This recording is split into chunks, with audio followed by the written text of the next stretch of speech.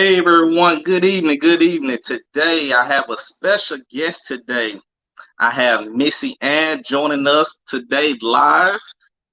So everyone, I just want to welcome Missy Ann, independent insurance adjuster. Before we get into getting to know all about that, I just want to remind you guys to please remember to subscribe to the YouTube channel Black Empowerment Movement. Please remember to subscribe to the channel. If you see any videos you like, please remember to share, like, and subscribe to those videos. Right now, we're sitting at like 531 subscribers. By the end of the year, I'm trying to get to 1,000. So help us out. Remember to share those videos you like, comment on those, share it, and always subscribe. So without further ado, Missy, you know, Hello.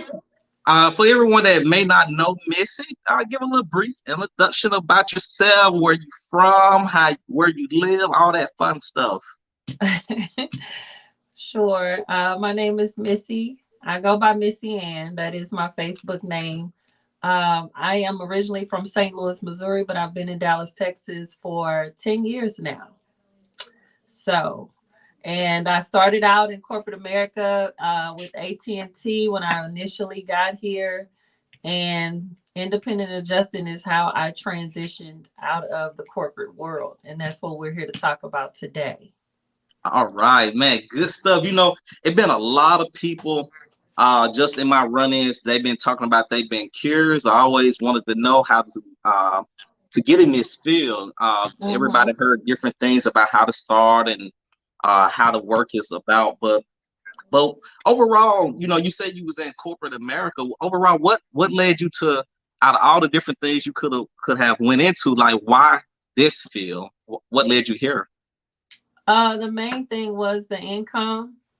This is life changing income potential in this industry. Hmm. And I won't lie, it is a good old boy system. It is white male dominated, but it's also a hidden gem of the industry.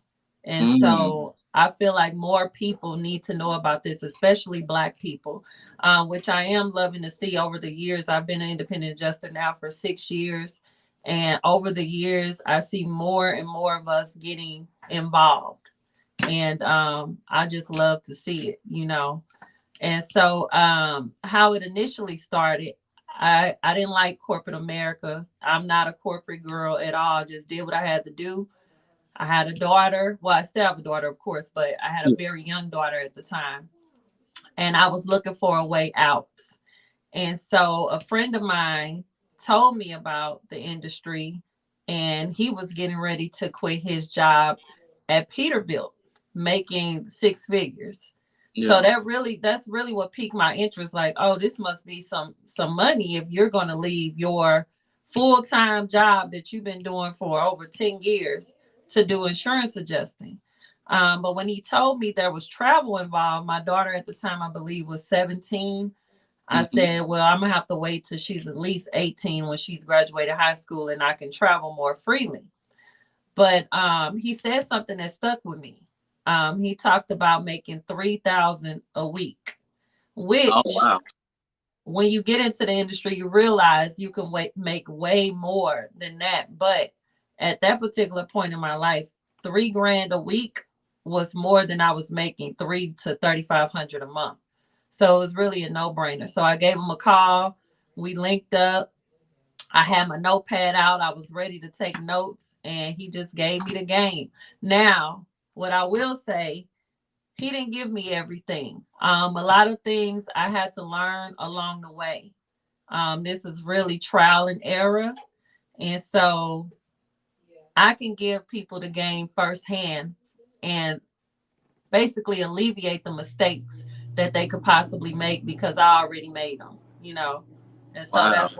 that's what I do. And I did start a consulting company, and I do help independent adjusters. It's called Opulent Consulting. And I Mm. do help independent adjusters get started on their path, or those who are already licensed and looking for a way in. Oh wow. See that part I didn't even know about. So please remind me after we get off this live, so I can share that in the description. The link to your, if you have a website or a social media page, so people can, look you up and get that information, on how to avoid the rough patches that you already went through, and you know how to avoid it. So that'll be definitely Right. be able to help someone out. So let's jump into it. So, like with you, you've been in the industry for a while. So what would you say would be like the benefits of being like an independent adjuster? Before we do that, what is an adjuster? Like some people, I don't like to assume people know what an adjuster is. What is an adjuster? Yeah. Some people may not know what it is. A lot of people don't, because over the years, people are always confused. Like, I see you traveling, and what is it that you actually do? So, an independent adjuster is an independent contractor. And as a contractor, you contract your services for a fee to insurance carriers such as, let's say, State Farm, Allstate. There's some, like right now, I work for an insurance company called Texas Windstorm Insurance Association. Yep. These are what you call like a last resort insurance carrier. So if they can't get any, any primary insurance through a big company, say like if they're living off the Gulf, off the coast where it's more prone to catastrophe and natural disasters, then you have these smaller insurance companies that provide them insurance for, let's say, perils like windstorm or hail, things like that. And so that's basically what you do, and they hire you on to adjust their claims and settle their claims for a daily rate, or sometimes you are paid hourly. It just depends on the company and what they offer, but you are on a contract basis, and sometimes this contract is non-verbal or it's Okay. non-written. Oh wow. Okay. So let me ask you this. Like, are you a person that you actually go to look at the car? Are you on the roof? Like, what are you actually doing to adjust? Okay, so you have different types of insurance adjusters. So for me, I'm what you call a desk adjuster. So I settle and adjust claims from a desk at home from my laptop. You Okay. have the field adjuster who actually goes out to inspect the property and estimate the damages.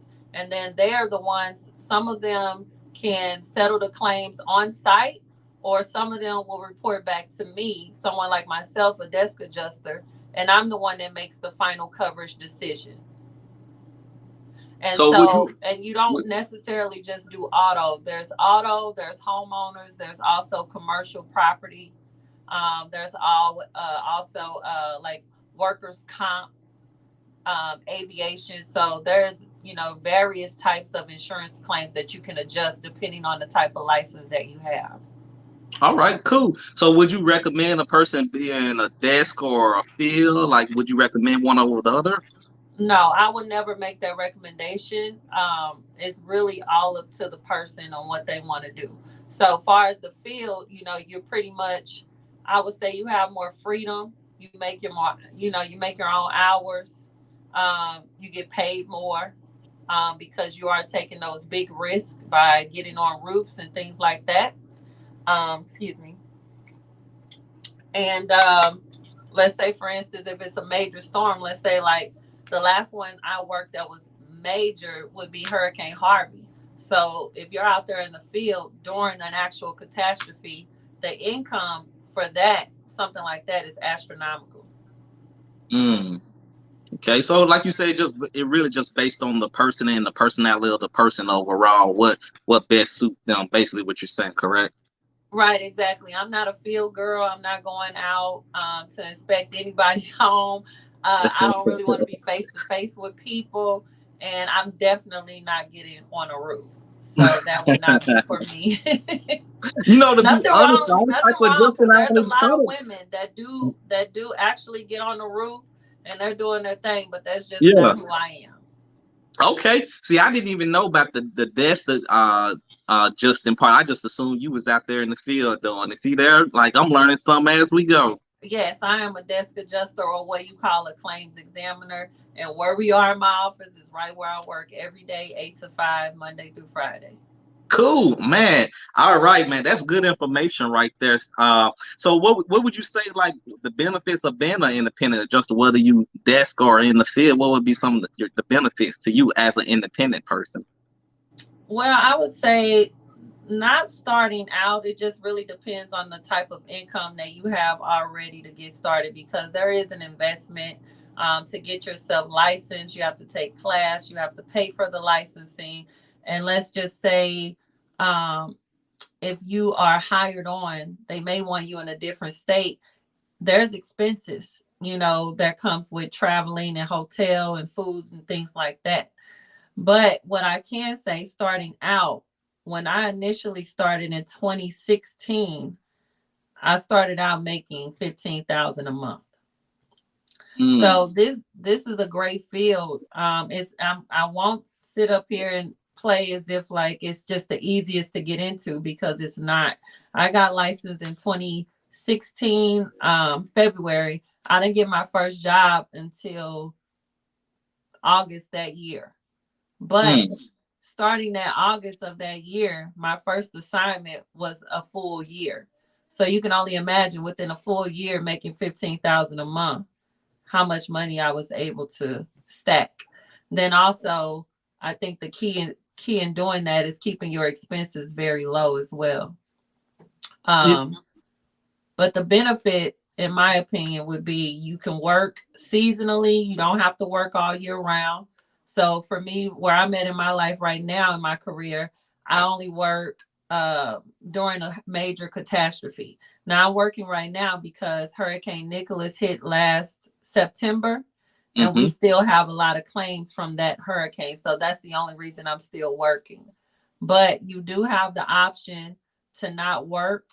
You can make a lot of income within a short amount of time and take the rest of the year off. That's what I did the last 2 years. 2019, I only worked 3 months, and then 2020, I only worked about 6 months. So, Now you said something interesting. You said the expense to get in. Now go into them a little more detail. What are those expenses? I know you said like the license, like the class, to take the class and the license, like round about what's your dollar figures on that? well, I would say, so you have an option. I give two options for schools to attend. They both have the self-paced online option. I believe that's maybe $200 to $300, something like that. But that is the first step. So you have to choose a school that offers the independent adjusting classes to get licensed. You also have to pass the class at 70% or above. And like I said, you can do the online self-paced option, or you can go into the class. And usually the class, depending on the school, is about 3 to 7 days. Yep, and guys, from experience, the class is nothing to be afraid of. I did the class. I took the class for 3 days. Actually, it was a class that Missy recommended. It was easy. It was in Urban, 3 days. Oh yeah, Uh, yeah. See, that's yeah, AAA it was Unlimited. yeah, And then I three have days, another 8 hours. Black-owned school, Hmm. which is called the Adjuster School, and he's based in Dallas and in Houston. Yep, and I had a friend that also went to a Houston class too. I think Yeah. like maybe the same person. It was a black-owned business. Hmm. Um, so those classes is easy. After the third day, you take your test. It's very easy. Like I'm gonna be honest, I took PNC. The PNC test for insurance is harder than the insurance adjuster test. Uh, Hmm.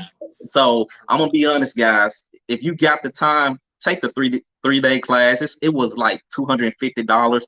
Y'all spend that on more than a month on weed. So go Yeah. ahead, and take that class. Y'all blowing $500 a month on weed. You might as well spend that money to make 15 racks a month. So it makes Right. sense. Start wasting your time working these jobs paying you 18, $19 an hour and make. Exactly. And stressing you out. Now, handling claims is not easy. You will have to put a lot of focus onto learning policy, homeowners policy, auto policies, and things like that. Because at the end of the day, you are hired to protect the insurance company's interests and determine their liability.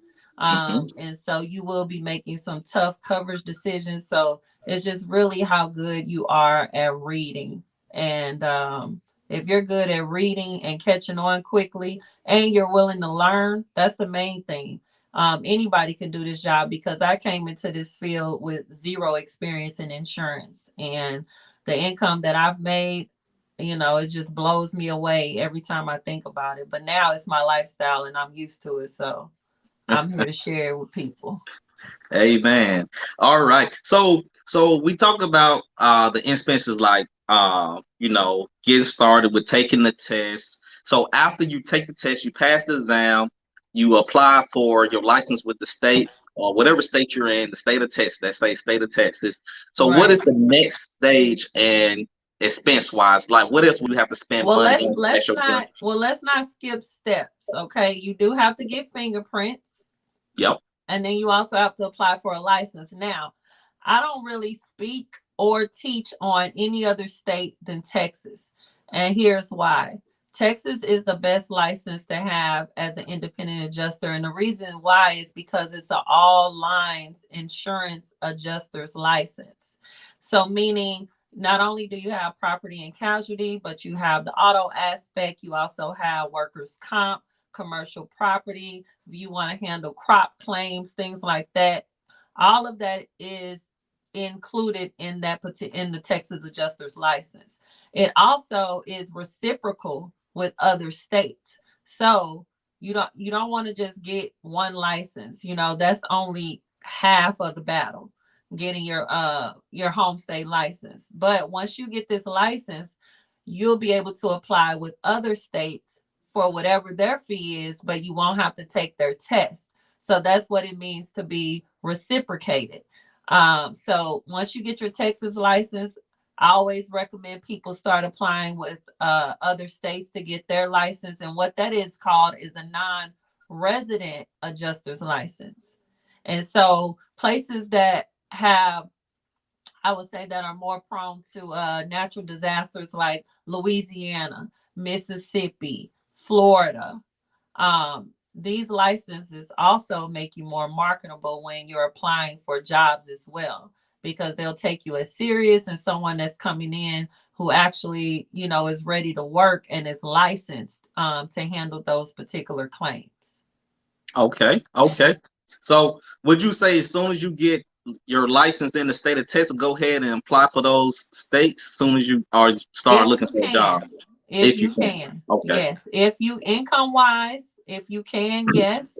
There are also licenses that don't cost that much. I would say like Michigan, $15 license, West Virginia, $25. Some are only 50. You have North Carolina, you definitely, that's a more of an expensive one, but it's definitely good to have to, be able to handle and adjust those claims. But coming in, I don't recommend that if you don't have the income to out the gate, get those licenses. The best thing you can do, and I have a list of firms, but you want to apply with the firms, and we can get to that if you want to know or understand the hiring process. So that's we don't have to get into the detail of the firms, but but that would be the next step. You get that paper back from the state of Texas, say, hey, you have your insurance adjuster's license. Then they will go and apply to one of those firms, or you recommend doing another step before that. No, I recommend start applying with the firms first. Um, that's the first thing. You can do that in the meantime while you wait for your license, because usually in Texas it takes about maybe 6 to 8 weeks to get your license back. Hmm. So I recommend start applying for the firms up front. You can let them know, hey, I just took the test, I passed, I've applied for my license, now I'm just in waiting mode. And Oh, these firms offer free training, sometimes paid training, free certifications. Out the gate, you want to make sure you get State Farm auto and property certified. And I have a list of companies that I could share that are, that's perfect. They're always looking for new adjusters. And they offer this free and paid training to all new adjusters. And they offer what's called a learning portal.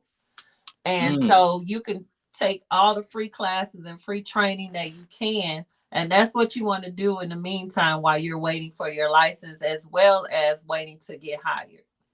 Wow. So guys, you hear that, whether you watching live or you watching late on down the road. So the next step would be like soon as you get your license, or before you, while you waiting that license to come back, go ahead and be applying to these firms. You know, like she was saying, a lot of these companies like State Farm, they have programs where they'll teach you how to use the different type of software and everything for free.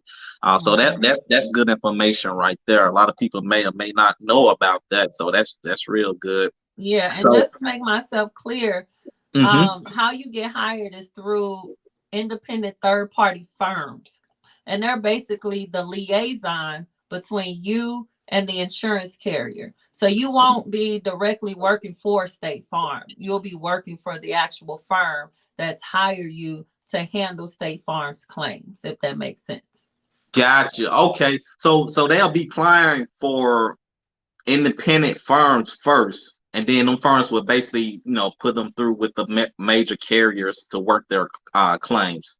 To just Exactly. And the reason okay. being is that they always need independent adjusters because they always have an influx of claims during natural disasters that staff just cannot handle on their own.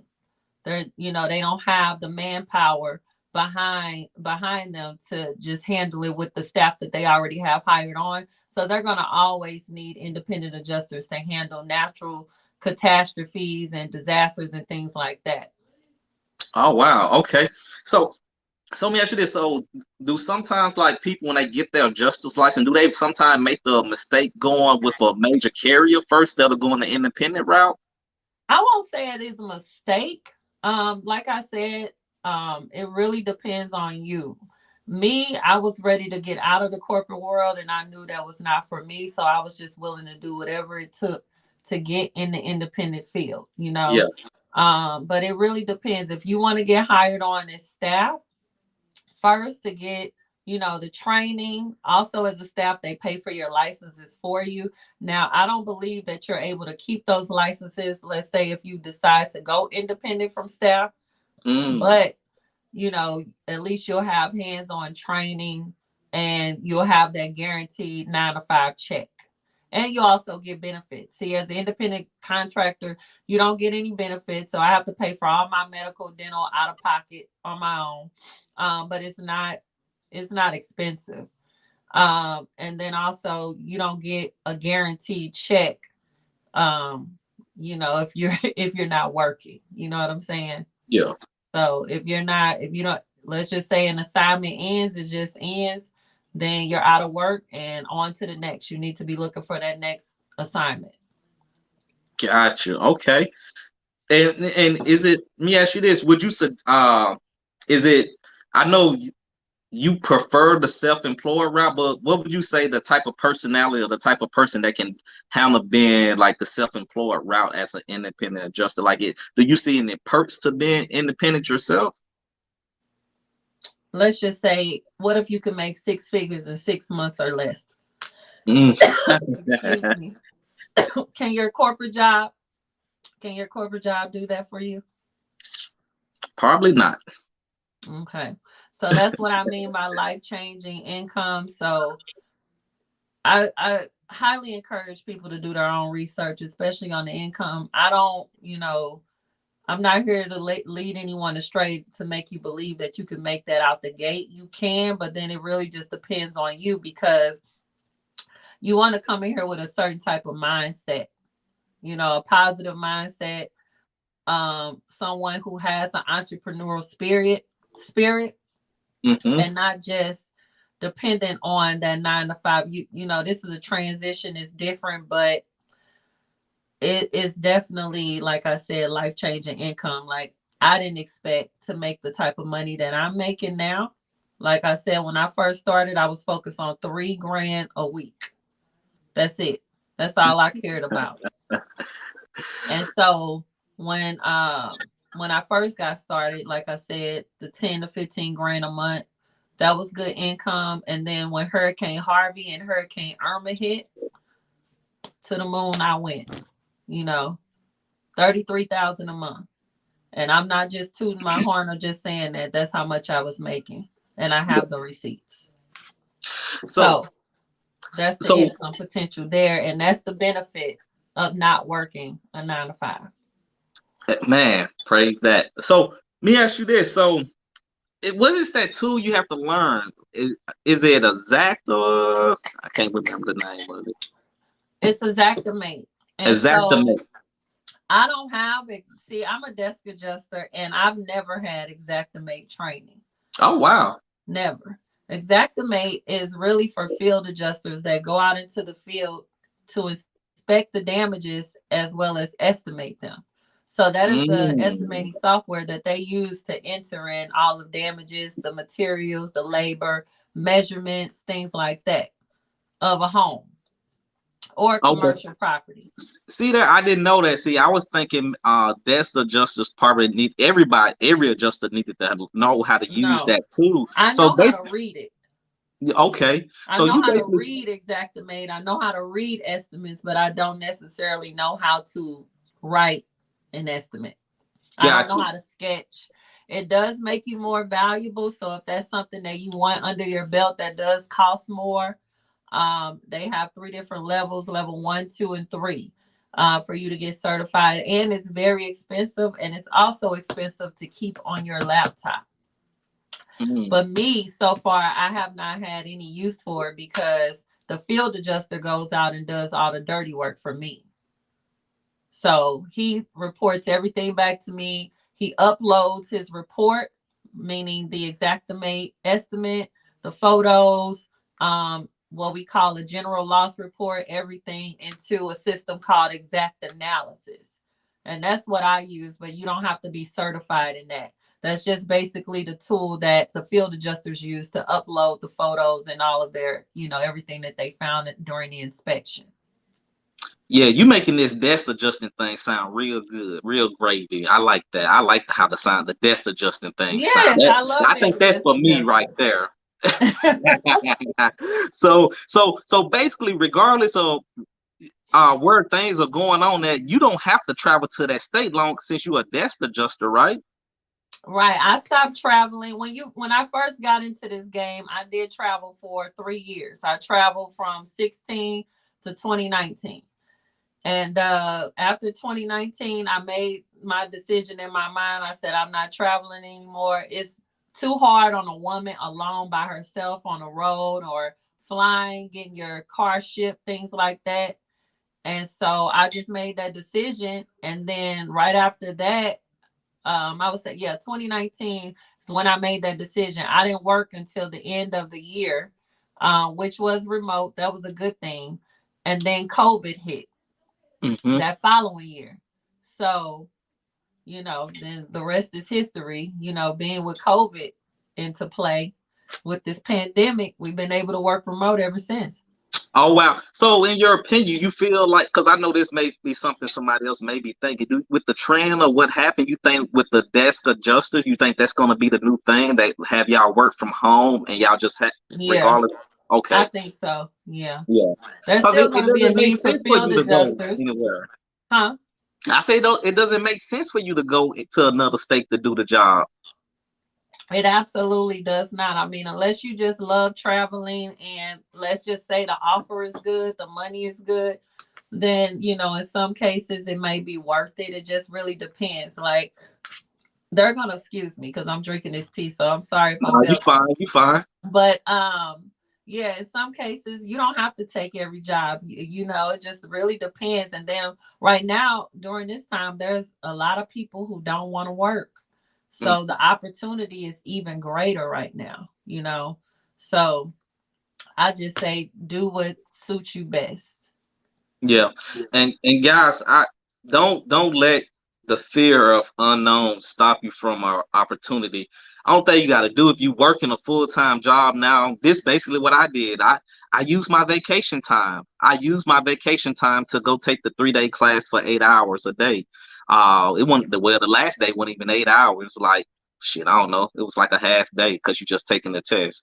But but Mhm. take vacation time. Make that sacrifice, for the betterment of you and your family, because I guarantee you, folks, I bullshit you not. The test is not that hard. The It studying is is not not. that hard. hard. Yeah, Like anyone can pass the test. anyone can 70%. pass it. You just gotta Yeah, have the will, to want to not be afraid to make a change. Uh, and yeah. stop. Me personally, I hate when people say, uh, it's not your dream job. Me personally, I don't believe in a dream job. I believe whatever it pays the Mm-mm. bill, and live Yeah. comfortably, get back some money, and live well. There is no Like dream job. I am transitioning out of this field. I've done it 6 years. I'm really tired of it. And so this type of position will allow you to, let's just say it's the vehicle to your dreams, to whatever mm, your dream job or dream is. But it can get you there a lot faster. Can you imagine and seeing yourself making six figures in 6 months? It may not happen immediately. It may so happen. It just really depends on the need and what you are actually licensed for and prepared for. Because the one thing that I hate to see is people do all this work and they get in and they get the job, but they don't know how to stay working. You know, they get caught up in what I call call center chronicles or drama, things like that. The great thing right now is working remote. You don't have that, you know what I'm saying? But you don't want to get lazy just because you're working from home, because productivity still matters. So what I can assist you with is not only just getting a job or leading you to possibly getting your job, but also to stay working. And it's what we call deployments. It's similar to the military, yeah, and the reason being is because when a natural disaster hits, they want you on the ground running. They want you prepared. They want you to be ready to take on the assignment within, let's say, 48 to 72 hours from the time that storm hits. And that's what they call a deployment. and Pam, if you still watching, I see your question. You said what test? We talking about the insurance adjuster test for the state of Texas. That's the test we're talking about. I don't know if you're still watching or not, but if you go back and watch, we talking about for insurance adjusting. But man, this is some great information, guys. Let me ask you this. So I know you said you transition. So your transition is to the business of basically helping people, get the type of contracts and helping them get into this field. That's your business No, now. no, I'm just that would have been a nice no. business. I did start that business with that in mind, but for me, that's not really my passion and what I really want to do. Hmm. But I will assist those who are serious and really want the help and want the information. But that's not really what I want to do. But also, I started the business because when you come into this industry, you have some firms that are going to hire you on as a W-2 employee, and then Hmm. some that are going to hire you as a 1099. I'm a 1099. And so I started a business because I get more tax breaks as a 1099 contractor. And so my insurance firm, they don't pay me directly, Missy. They pay my company, Opulent Consulting, and then I pay myself. That's the smart way to do it. You get the definitely write off a lot of things doing it that way. Right. Make sure Everything you in my office I get to write off. I still get to write off meals. I also get to write off certain expenses, far as travel, things like that. So and a lot of these people they already got their LLC set up, but they really ain't had no business with it though. but yeah, but if even if they're a sole proprietor, they can still have the firm pay them, pay their business instead of paying them, and then you write a check to yourself to pay you. exactly. Look at that guy. She giving y'all the game on how to do this thing, and y'all need to take advantage. And after watching this, I'm gonna get all the links and everything that y'all can get in touch with Missy at to reach out for her to help you guys out. Please, Yes. I'm gonna tell you now, guys, if you ain't serious, don't be reaching out to her trying Please to hook don't. up and Please stuff don't, like because I that. don't Trying have to shit time. like I don't that. have a lot of time, and She ain't got time for y'all I trying to shoot don't y'all have a lot shot. of time. I don't. Yeah, I even so told him tonight, like, how long this gonna be, because I don't have a lot of time. I'm always working on something or doing something. So But only if you are serious. You know, I've gotten a few people started in this game, but I could say only 3 of them actually took it serious and are still working. You know, some people could be like you can too, just get the license and just sit on it and don't do nothing with it. Don't ask questions. There are no stupid, dumb questions. You know, I just feel like if you really want this, you will ask, you know, and most people don't ask the right questions, you know, so See, you that's why ain't they got, really get left see, behind. it's a long story behind what happened, so we ain't gonna go there with me. We ain't But gotta go there. I'm just saying, you know, you invest your money. Don't you want to see a return? that is true. It is true. I gotta tell you what happened behind the scenes. But overall, guys, that's all I got here. I just want to appreciate you guys for tuning in, but also please remember, if you're watching this, share this video. This is some good information, guys. So share this video on your social media, tell your people, like it, and also please remember to subscribe to the YouTube channel Black Empowerment Movement. And with that said, guys, we are out of here. And also, as always, oh, before we go, Missy, anything you want to say before we go? I forgot. I don't. Last Just word. thanks for having me. It was a pleasure. I appreciate it. And if anybody has any questions, you can hit me up in my DM. You can hit me up in Facebook Messenger. But I'll also send a link to my email and my website. All right, good deal, guys. And as always, all power to the people. We are out of here. Y'all have a good night. Peace.